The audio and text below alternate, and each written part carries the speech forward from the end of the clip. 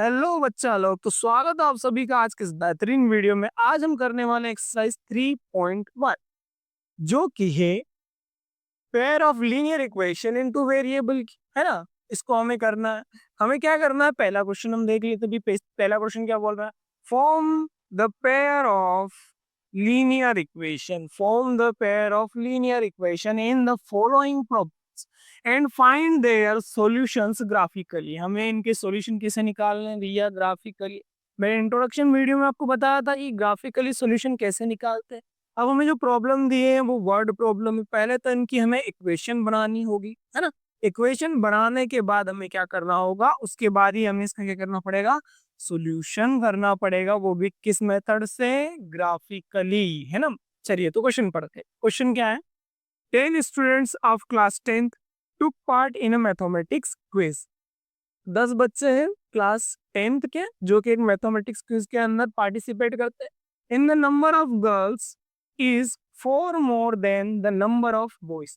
जो उसमें number of girls है वो बॉयज से कितनी ज्यादा है, 4 ज्यादा है ना। ठीक है भैया। Find the number of boys and girls who took part in the quiz. हमें क्या निकालना, नंबर ऑफ बॉयज निकालना है, नंबर ऑफ गर्ल्स निकालनी है जिन्होंने इस क्विज के अंदर पार्टिसिपेट किया है। तो देखो सबसे पहले तो हम इक्वेशन लिख लेते हैं ना, उसके लिए हम कुछ लेट कर लेते हैं। क्या लेट कर लेते हैं, उसके लिए हम लेट कर लेते हैं कि लेट, सॉल्यूशन लिख देता हूं यहाँ पे, let the number of boys, sorry, number of boys be x. यानी कि नंबर ऑफ बॉयज कितने हैं, x, and the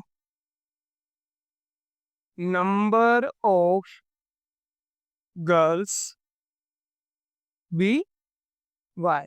number of boys कितने हो गए, एक्स हो गए, नंबर ऑफ गर्ल्स कितनी हो गई, वाई हो गई। अब अकॉर्डिंग टू क्वेश्चन, जैसे मैं बोलता हूँ ACC cement to question, according to question, भाई क्वेश्चन के अनुसार चलो। क्वेश्चन में क्या बोला है, वो टोटल कितने, 10 स्टूडेंट है। टोटल कितने हैं, 10 स्टूडेंट, 10 स्टूडेंट। यानी कि हम नंबर ऑफ बॉयज को और नंबर ऑफ गर्ल्स को अगर जोड़ेंगे तो आएगा 10।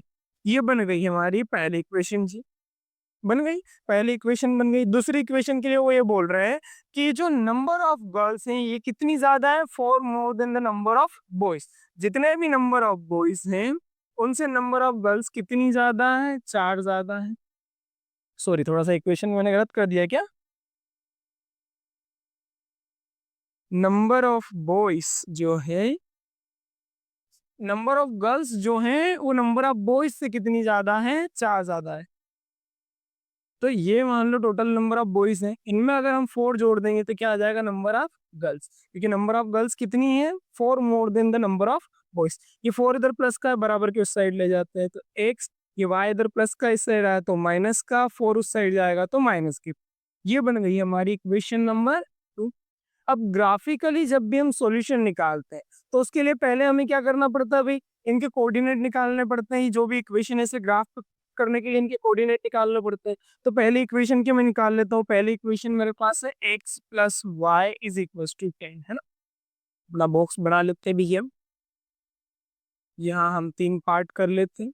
ऊपर लिख लेते हैं x, नीचे लिख लेते हैं y। इसमें x में हम कुछ वैल्यू पुट करेंगे, y में कुछ वैल्यू अपने आप आ जाएगी। x में हम पुट कर लेते हैं भी, put x is equal to, मैं 4 पुट कर लेता हूँ। आपको मैंने इंट्रोडक्शन वीडियो में बताया था कि बड़ी संख्या में पुट क्यों करनी है और इवन हमें पहले से अंदाजा लगा लेना है। जैसे मैं यहाँ अंदाजा लगा पा रहा हूँ कि 4 करूंगा तो अप्रोक्सीमेटली कुछ 10 में से 4 घटेगा और 6 आ जाएगी वाई की वैल्यू ना। देखिए कर लेते हैं, एक्स की जगह करा हमने 4 प्लस वाई को, वाई इज इक्वल टू 10। 4 इधर प्लस का, बराबर के उस साइड अगर हम इसको लेके जाए तो ये हो जाएगा हमारा माइनस का, और वाई की वैल्यू जो बनेगी हमारी वो यहाँ पे बन जाएगी 6, है ना। एक्स 4 पुट करा, वाई 6 बन गया।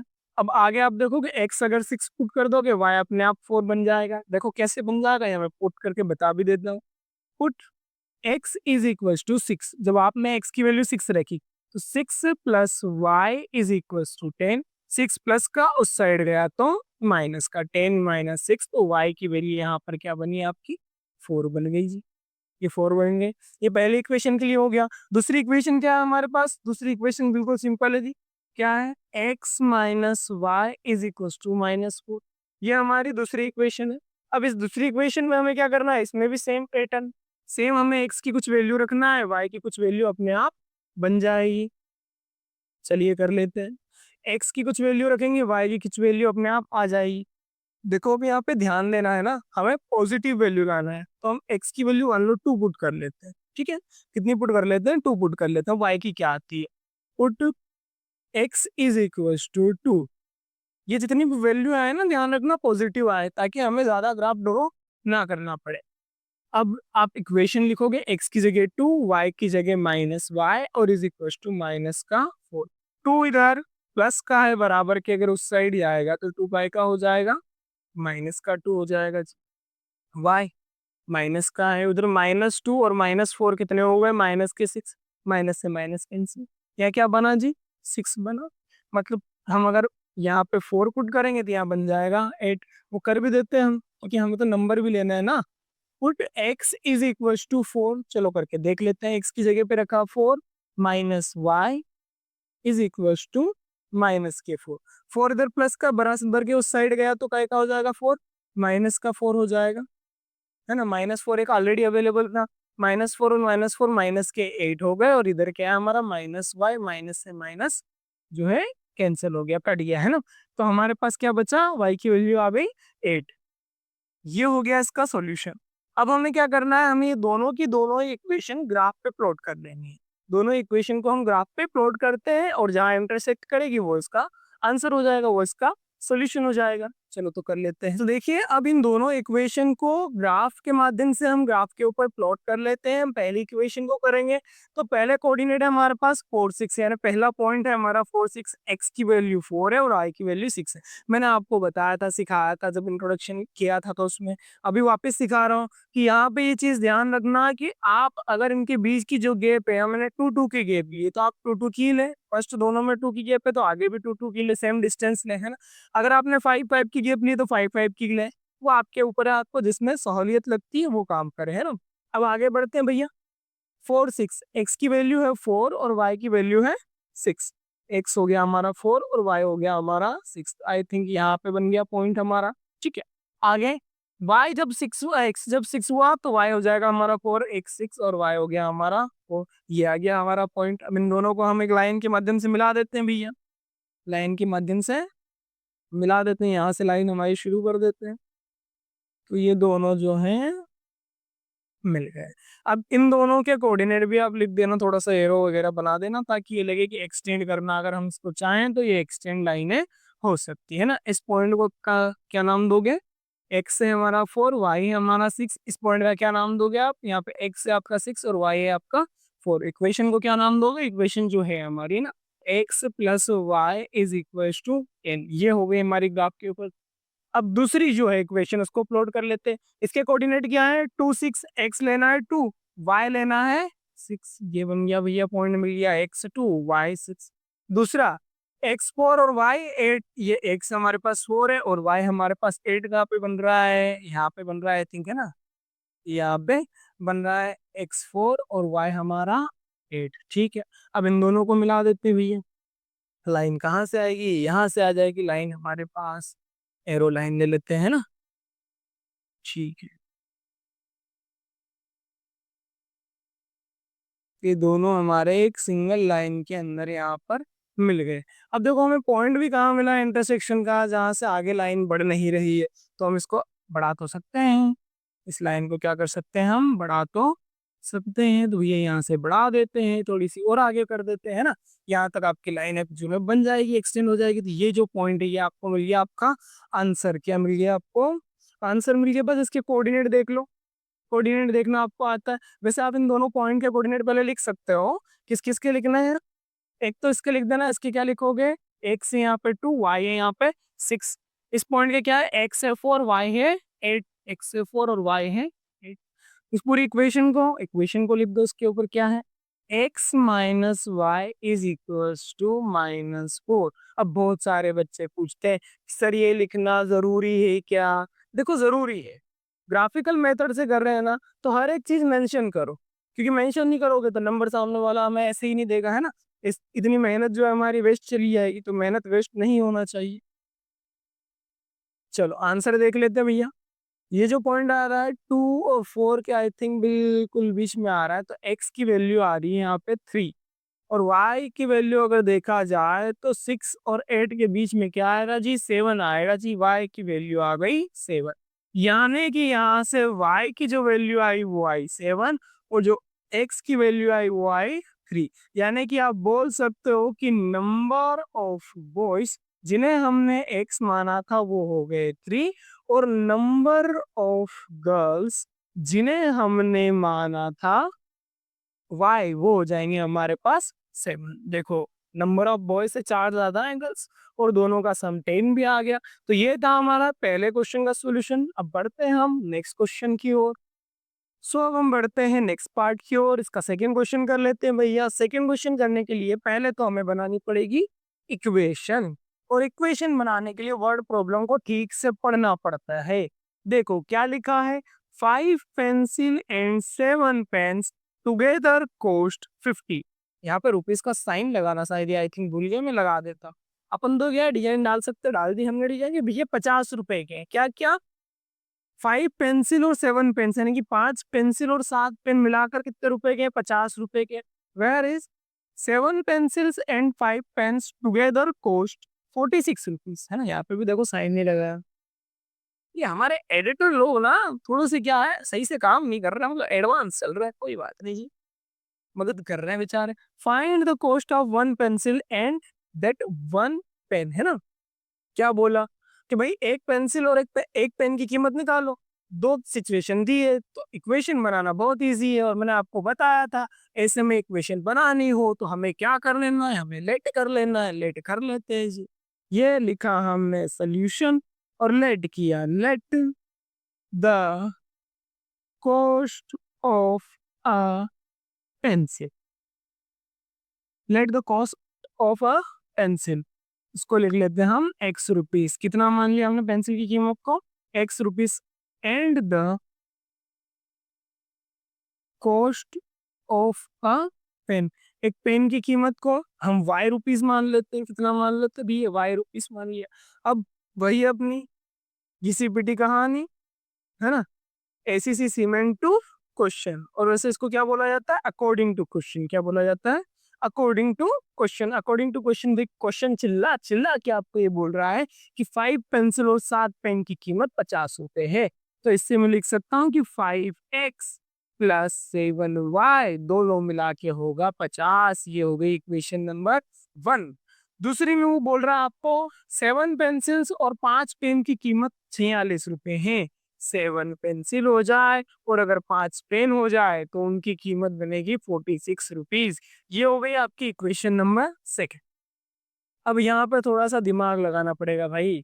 यहाँ पे दिमाग लगाना पड़ेगा क्योंकि इक्वेशन ऐसी है कि वैल्यू आप रखोगे कुछ आएगा कुछ, है ना। तो थोड़ा सा दिमाग लगा ले। देखिए अब हम क्या करते हैं, दोनों ही इक्वेशन के दो दो सॉल्यूशन निकाल लेते हैं, ताकि क्या होगा कि इनके कोऑर्डिनेट हमें पता चल जाएंगे और उन्हें हम ग्राफ पे इजीली प्लॉट कर पाएंगे। चलिए तो कर लेते हैं। इस इक्वेशन में जरा आप ध्यान दोगे ना, तो हमें कुछ ऐसे नंबर लिखना है जिसकी मदद से पॉजिटिव में नंबर आए। किसमें आए, पॉजिटिव में आए। और दूसरी चीज का ये ध्यान रखना है कि पॉइंट्स में ना आए, वरना थोड़ा सा मुश्किल हो जाएगा। तो देखो 1 रखोगे, 5 बनेगा, उधर जाके माइनस होगा तो 45 बनेगा और वो 7 से कैंसिल नहीं होगा। 2 रखोगे, उधर क्या बनेगा, 10, 10 माइनस होगा 40 बनेगा। 3 रखोगे 15, 50 में से 15 जाएंगे तो 35 बच जाएंगे। चलो ये ठीक है, ठीक है। क्या रख लेते हैं यहाँ पे हम, यहाँ पे रख लेते हैं हम 3 रख लेते हैं ना, सॉरी भाई 3 रख लेते हैं, है ना। तो यहाँ लिख देना put x is equal to 3। x की जगह 3 रखोगे तो ये आएगा आपका 5 into 3 plus 7y is equal to 50। 5 3 15 बराबर के उस साइड जाएगा तो 50 में से माइनस हो जाएगा 15। y इज इक्व टू बनेगा आपका, इधर बन गया 35, 7 इधर मल्टीप्लाई में था इस साइड जाएगा तो डिवाइड। 7 बन जा 7, 7 5 जा 35, तो y की वैल्यू क्या आ जाएगी आपको, 5 आ जाएगी। x की क्या रखी थी आपने, 3 रखी थी, y की कितनी आ गई, 5 आ गई। अब देखो x के रख लेना आप 10 रख लेना, क्या रख लेना, 10 रख लेना।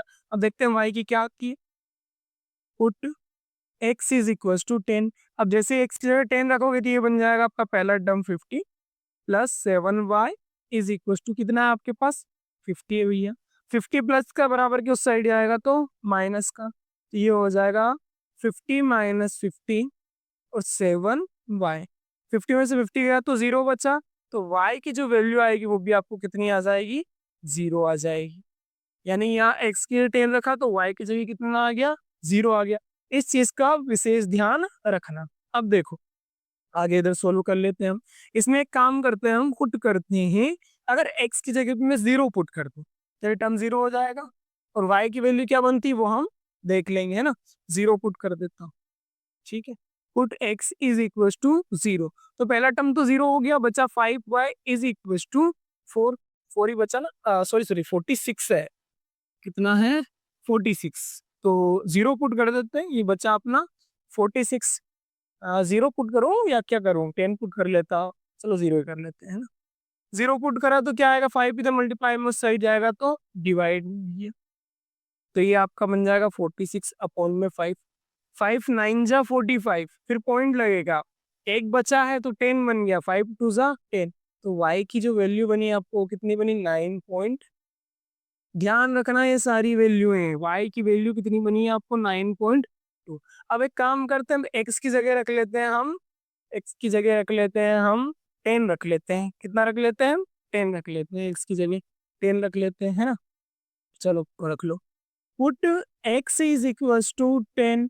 x की जगह 10 रखा तो पहला टर्म बन जाएगा आपका 70, 10 का x मल्टीप्लाई हो जाएगा, plus 5y is equal to 46। I think ये माइनस में आ जाएगा, है ना, तो 10 नहीं रखें क्या हम, 10 नहीं रखते हैं, फिर माइनस में आ जाएगा, ग्राफ बड़ा बनाना पड़ेगा, क्या ही मतलब रहेगा, है ना। उससे अच्छा है हम कुछ और वैल्यू रख लेते हैं, हम मान लो 5 रख लेते हैं, क्या रख लेते हैं 5 रख लेते हैं, 10 की बजाय हम रख लेते हैं 5, थोड़ा सा इजी हो जाएगा हमारे लिए, क्या ही मतलब हमें ज़्यादा बड़ा वो करके भी, बड़ा सॉल्यूशन करके भी, है ना। चलो आप अगर 5 रखोगे सीधी सी बात है, 7 5 जा 35, कितना बना 35, है ना। उधर क्या चल रहा है हमारा, उधर चल रहा है हमारा 46।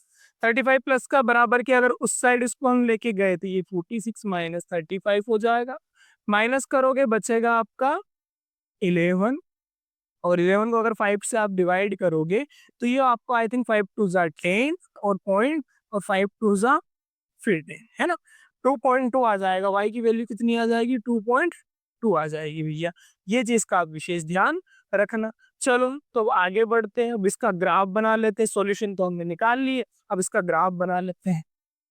तो आइए अब हम कर लेते हैं दोनों इक्वेशन को ग्राफ के ऊपर प्लॉट, और अपना सॉल्यूशन जो है वो निकाल लेते हैं भैया। पहली इक्वेशन जो है हमारा उसकी कोऑर्डिनेट है 3 और 5, x को 3 रखना है, y को रखना 5। x को कितना रखना है 2 के बाद 3 यहाँ आ जाएगा, है ना, बीच में ये 3 हो गया हमारा, और y की जगह क्या रखना है 5 रखना है भैया, 5 रखना है y की जगह 5, यानी कि ये यहाँ, ये तो 2 हो गया, और ये हो गया हमारा 3 5, ये हो गया हमारा कोऑर्डिनेट 3 5। उसके बाद है 10 और 0, x की जगह 10 y की जगह 0, मतलब x की जगह तो 10 लेकिन y की जगह 0, ये बन गई भैया हमारी इक्वेशन। अरे बात सुनो, अब इन दोनों को हमें एक लाइन से जोड़ना है, किससे जोड़ना है एक लाइन से जोड़ना है, तो वो एक लाइन बनेगी हमारी शेप में से, उस शेप में से हम एक लाइन को बना लेते हैं भैया, यहाँ पे रखे हमने कर्सर, और एक सीधी रेखा जो है वो खींच दी, ठीक है।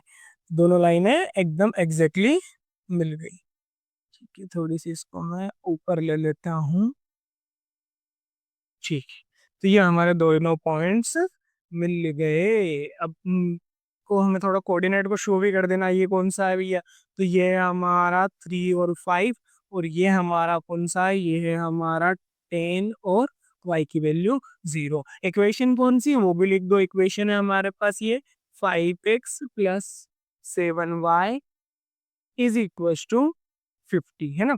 ये हो गई हमारी इक्वेशन। इक्वेशन पहली इक्वेशन को प्लॉट कर दिया, अब दूसरी इक्वेशन देख लो, उसमें क्या x की जगह 0 और y की जगह 9.2, 2 4 6 8, 8 के बाद 9 यहाँ आएगा, है ना, 9 यहाँ आएगा, और 9.2 जो है वो यहाँ पे बनेगा, ठीक है। तो ये हो गया हमारा पॉइंट, इस नीचे वाले को थोड़ा सा मिटा देता हूँ।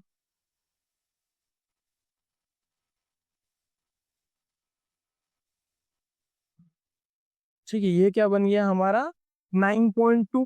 ठीक है, x कितना है 0, फिर दूसरे में x है 5 तो y हमारा 2.2, x है हमारा 5 तो y कितना आ जाएगा, ये तो हो गया 2 और जस्ट 2.2 यानी कि यहाँ पे बनेगा। ठीक है, ये हो गया भैया हमारा 2.2। अब इसको क्या करना है, हमें एक सिंगल लाइन से मिला देना है। बिल्कुल मिला देते हैं जी, बिल्कुल मिला देते हैं।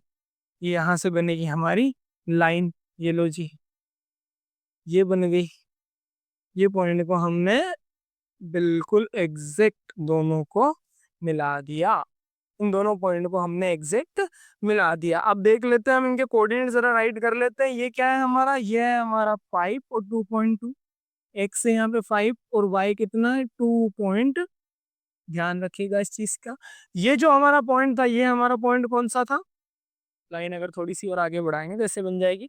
ये हमारा पॉइंट था x की जगह पे 0 और y की जगह पे 9.2। तो जो हमारा सॉल्यूशन आया है, आई थिंक ये जो पहले कोऑर्डिनेट्स आए थे हमारे 3 5, यही हमारा सॉल्यूशन पॉइंट भी बन गया। आप भी इजीली इसको देख पा रहे होंगे कि ये जो पहले हमारे क्या आए थे, पहले कोऑर्डिनेट आए थे पहली इक्वेशन की, यही क्या आ गए हमारे सॉल्यूशन। इत्तेफाक की बात। तो भाई कोई बात नहीं, अपने को तो अपना आंसर चाहिए था, वो मिल गया। एक्स की वैल्यू क्या मिली आपको यहाँ से 3 मिली, वाई की वैल्यू क्या मिली यहाँ से आपको भी 5 मिल गई। ये आपको मिल गया आपके सॉल्यूशन, ये क्या मिल गया आपको आपके सॉल्यूशन। अब इसमें हमने जो एक्स माना था वो किसकी कीमत माना था, पेन की कीमत। तो अगर हम पहले इक्वेशन के थ्रू अगर एक्स की कीमत रखें और वाई की कीमत रखें तो देखते हैं सही आंसर आता है या नहीं। तो एक्स की जगह पे मैंने रख दिया 3 प्लस वाई की जगह पे मैंने रख दिया 5। तो देखते हैं क्या आता है, 5 3 या 15 प्लस 7 5 या 35, कुल मिला के कितने हो गए भाई 50 हो गए, हो गए 50 हो गए। मतलब जो हमने ग्राफ बनाया है वो एकदम सही बनाया है और जो हमने सॉल्यूशन किया है वो एकदम सही किया है। आई होप ये पहला क्वेश्चन समझ गए होंगे। अब बढ़ते हैं हम नेक्स्ट क्वेश्चन की ओर, जो कि बिल्कुल सिंपल क्वेश्चन है। आइए देखते हैं दूसरा क्वेश्चन। अगर इस क्वेश्चन में आपको कुछ डाउट हो तो आप कमेंट सेक्शन में लिख देना, है ना। कुछ भी डाउट हो एक्स वाई जेड तो आप कमेंट सेक्शन में लिख देना। हाँ, इसके अंदर मैंने इक्वेशन यहाँ पे प्लॉट नहीं करी है, तो ये आप इसके अंदर मेंशन कर देना कि भाई ये जो है ये कौन सी इक्वेशन है, 7x plus 5y is equal to 46। ये वाली इक्वेशन का ग्राफ है और 5x plus 7y is equal to 50। ये इक्वेशन नंबर फर्स्ट का ग्राफ, ये सेकंड का ग्राफ, दोनों मिल रहे हैं 3 और 5 पे, है ना। 3.5 नहीं बोल सकते इसको, 3 5 बोलते हैं इसको कोऑर्डिनेट के रूप में। x की वैल्यू 3 बनी, y की वैल्यू 5 बनी, है ना। तो द कॉस्ट ऑफ पेंसिल कितना आया 3 रुपीज और पेन कितना आया 5 रुपीज। क्लियर हो गया क्वेश्चन। लास्ट में आप वो लाइन बिल्कुल लिख सकते हो कि the cost of a pencil is 3 rupees and the cost of a pen is 5 rupees. चलिए आगे बढ़ते हैं, नेक्स्ट क्वेश्चन की ओर बढ़ते हैं। देखिए तो अब हम कर लेते हैं इस एक्सरसाइज का क्वेश्चन नंबर 2। क्वेश्चन नंबर 2 में क्या बोला है ये देखते हैं हम। ऑन कंपेयरिंग, ये कहा जा रहा है भाई, रुक जा, इतना क्यों रूठ रहा है तू। अच्छा मैंने एक पेन सिलेक्ट नहीं किया तो कोई बात नहीं, कोई बात नहीं बेटा, ये कर लिया, है ना, रूठना नहीं। देखो क्या बोला है, on comparing the ratios a1 upon a2 b1 upon b2 c1 upon c2 find out whether the line representing the following pair of linear equation intersect at a point parallel और coincident। इसमें क्या बोला है हमें कि ये जो equation है इनसे जो लाइनें आप ग्राफ पर बनाओगे वो लाइनें कैसी होगी, एक पॉइंट पर इंटरसेक्ट करेगी या फिर पैरेलल बनेगी या फिर कोइंसिडेंट बनेगी, है ना। तो हम कैसे देखेंगे भाई, इनके रेशियोज को देख लेंगे, उससे हमें पता चल जाएगा। इंट्रोडक्शन में हमने सीख लिया था। तो इजी सा क्वेश्चन है। देखो पहले क्वेश्चन के अंदर हम a1 b1 c1 निकाल लेते हैं। a1 पहली इक्वेशन ये रही, सेकेंड इक्वेशन ये रही। a1 x के साथ वाला कहलाता है, ये रहा 5, है ना। स्टैंडर्ड फॉर्म तो याद है ना, हमने सिखाई थी आपको, स्टैंडर्ड फॉर्म देख लेना। b1 y के साथ वाला टर्म क्या है हमारे पास -4 है। c1 कांस्टेंट टर्म पहली इक्वेशन का क्या है 8 है जी। a2 क्या हो जाएगा, दूसरी इक्वेशन में x के साथ वाला, दूसरी इक्वेशन में x के साथ है हमारे पास 7।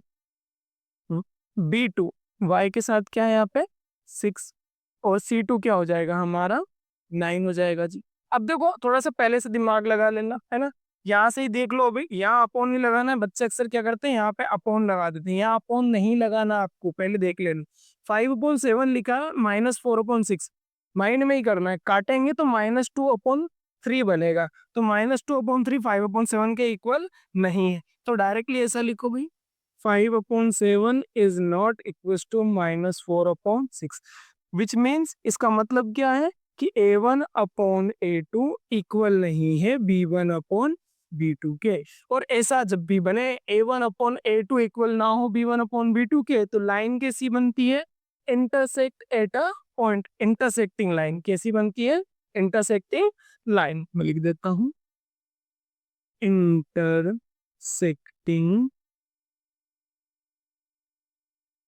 लाइंस, है ना।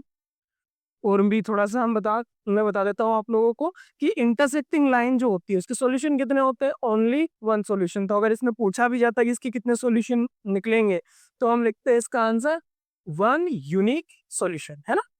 अब आगे आते हैं, ये लाइन खींच देते हैं, बॉर्डर बना देते हैं ना बीच में, ताकि सही रहेगा। अब इसमें से निकाल लेते हैं भाई A1, इजीली हो जाएगा। A1 क्या आएगा हमारा, जो x के साथ वाला टर्म है वो है 9, है ना।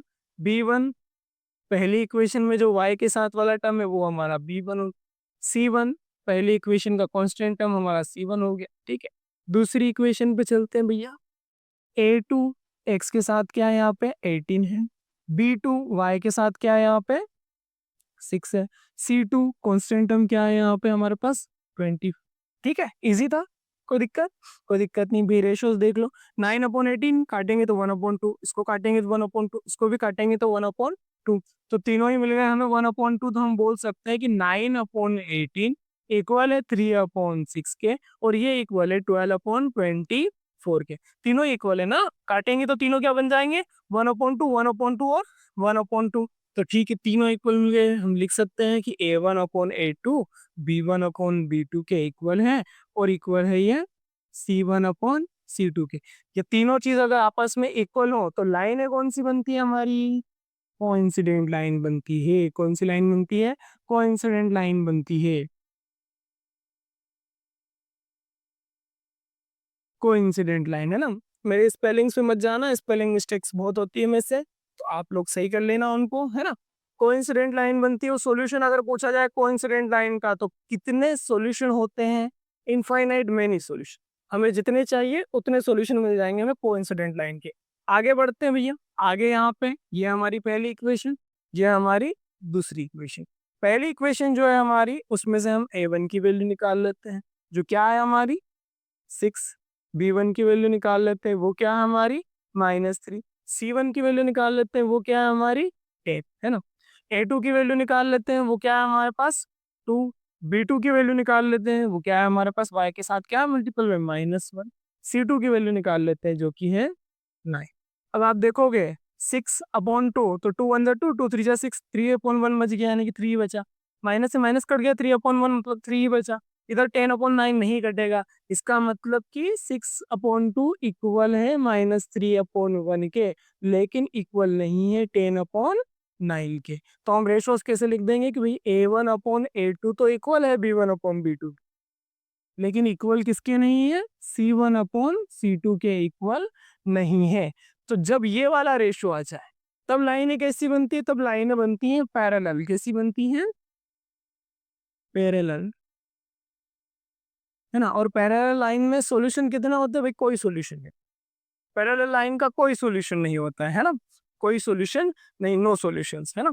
चलिए आगे बढ़ते हैं, क्वेश्चन नंबर 3 पर चलते हैं भैया। क्वेश्चन नंबर 3 को भी देख लेते, सिंपल क्वेश्चन है, कोई दिक्कत नहीं है ना।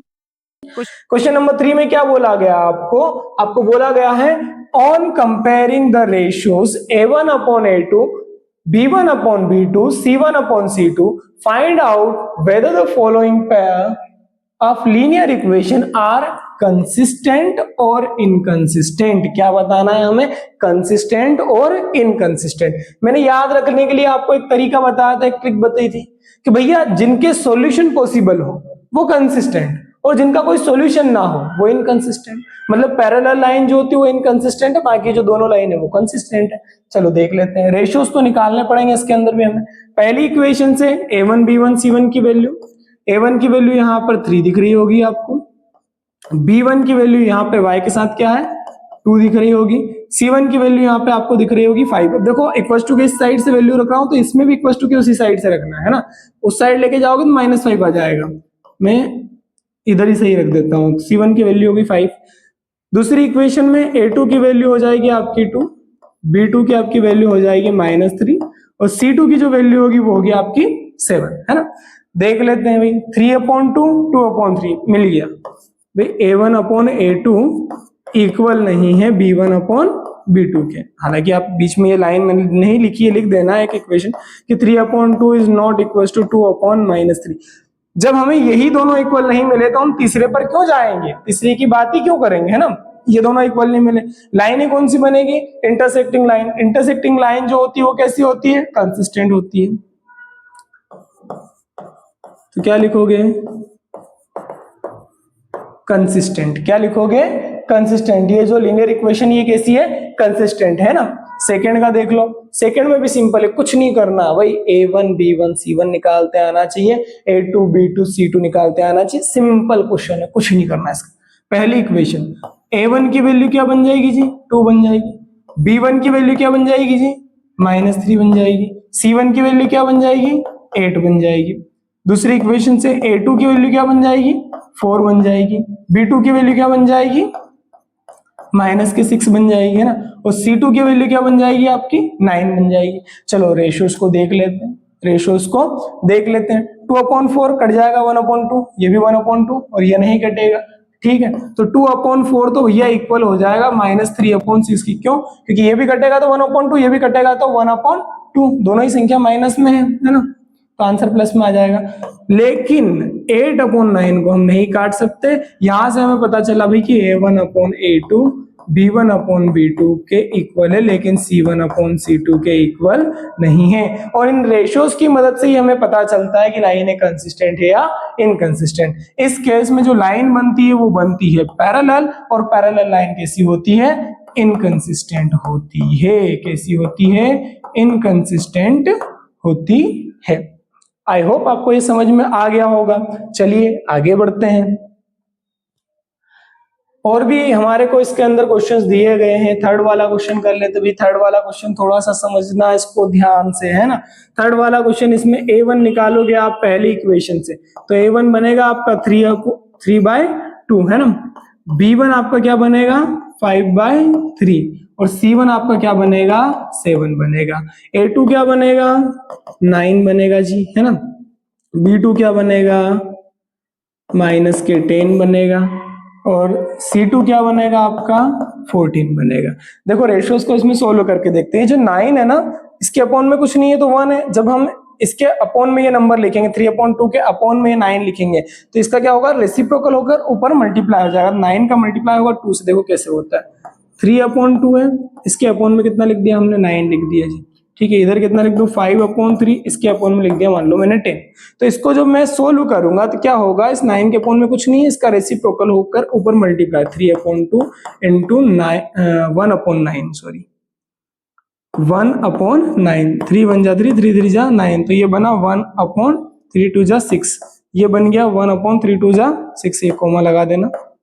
अच्छा यहाँ तो अपन फाइनली एक निशान लगा देंगे ना, साइन लगा देंगे। देखो 5/2 ये सेम पलटेगा, तो इधर भी क्या बनेगा, 5/3 मल्टीप्लाई 1/10, 5 1 जा 5, 5 2 जा 10, है ना। तो ऊपर बना आपका 1, नीचे बना आपका 3 2 जा 6, तो ये दोनों तो इक्वल आ गए। आगे वाला भी सोल्व कर लेते हैं। आगे क्या है आपका, 7/14, सीधा सीधा सा है। 7/14 मतलब इसका मतलब तो क्या है, 1/2, इसका मतलब तो क्या है, 1/2। तो ये इक्वल नहीं है, 1/2 इक्वल नहीं है। तो यहां से हमें पता चल रहा है, क्या पता चल रहा है कि A1/A2 तो इक्वल है B1/B2 के, लेकिन किसके इक्वल नहीं है, C1/C2 के इक्वल नहीं है। तो जब भी ये रेशियो आए तो लाइन बनती है पैरेलल, और पैरेलल लाइन कैसी होती है, इनकंसिस्टेंट। क्या लिखोगे भैया, इनकंसिस्टेंट। समझ में आ गई बात। आई होप आपको ये वाला क्वेश्चन भी समझ में आ गया होगा। आगे बढ़ते हैं, वैसे तो इसको आपको होमवर्क में करके लाना चाहिए, है ना। इस क्वेश्चन को तो आपको होमवर्क में करके लाना चाहिए, लेकिन मैं करवा देता हूँ। चलो छोड़ो, का होमवर्क स्कूल से होमवर्क मिलता है सर, यहाँ पे भी आप होमवर्क दे रहे हो, कोई बात नहीं, चलो मैं कर देता हूँ। भाई A1 क्या रहेगा आपका 5, B1 क्या रहेगा आपका -3, C1 क्या रहेगा आपका 11, ठीक है। A2 क्या रहेगा आपका, माइनस का 10 है क्या, हाँ माइनस का 10 होगा शायद, है ना। B2 क्या रहेगा आपका, मुझे लगा ये इक्वेशन में कहीं से लिखा हुआ है, तो ये माइनस का 10 ही है ना। ये रहेगा आपका 6 और C2 क्या रहेगा आपका -22, है ना। इसको सोल्व करोगे 5/10 को, तो ये बनेगा 1/2 माइनस के, 3/6 को भी 1/2, एक संख्या के साथ माइनस है तो आप माइनस आगे भी दे सकते हो और नीचे भी दे सकते हो, है ना। यहाँ पे भी 1/-2, यानी कि क्या हुआ, A1/A2 इक्वल है B1/B2 के, इक्वल आ गया C1/C2 के। अब बोलोगे सर C1/C2 कैसे, अरे 11 बन जाए 11, 11 2 जा 22, है ना। अब तुम 10th में हो यार, नर्सरी में तो हो नहीं, मैं एक एक इक्वेशन आपको सोल्व करके स्टेप बाय स्टेप बताऊं। तीनों जो रेशियो है वो हमारे कैसे हैं, इक्वल आ गए भैया, C1/C2। तीनों रेशियो अगर इक्वल आ जाए तो लाइन कौन सी बनती है, कोइंसिडेंट लाइन बनती है। कोइंसिडेंट लाइन कैसी होती है भाई, उसके सॉल्यूशन होते हैं क्या कोइंसिडेंट लाइन के, हाँ सर सॉल्यूशन होते हैं, इनफाइनाइट मेनी सॉल्यूशन होते हैं, इसलिए वो कैसी होती है, कंसिस्टेंट। कैसी होती है, कंसिस्टेंट। आई होप आप ये क्वेश्चन नंबर 3 समझ गए होंगे, है ना। अब आगे बढ़ते हैं हम, वीडियो जो है वो काफी लंबा हो रहा है, इसके लिए हम इसके 2 पार्ट कर लेते हैं एक्सरसाइज के, तो नेक्स्ट पार्ट में हम करेंगे बाकी बचे हुए सारे क्वेश्चंस। तो ये वीडियो अगर आपको अच्छा लगा हो तो अपने दोस्तों को जरूर शेयर करें, है ना। और कुछ डाउट अगर आ रहा हो ना, कोई भी क्वेश्चन, कुछ भी डाउट आ रहा हो तो आप कमेंट कीजिए, मैं उसका सोल्यूशन वीडियो आपको जरूर प्रोवाइड करूंगा। Thank you so much.